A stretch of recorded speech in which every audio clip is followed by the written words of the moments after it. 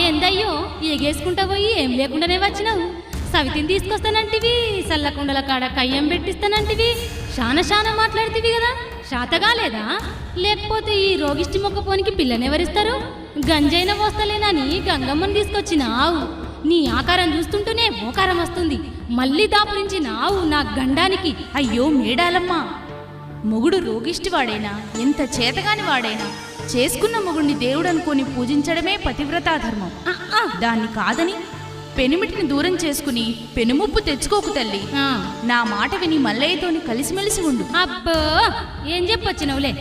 ఒంటి నిండా పుండ్లు, చీము, నెత్తురు, చిచి. ఈయనతోని సంసారం చేయటమా?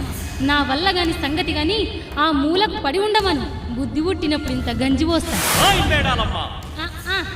మా అమ్మ మీద గౌరవంతో నీ దగ్గరకు వచ్చినాను గాని చెప్పిన మాటకు ఓడిపోయి కాదు, నీతో గెలవలేక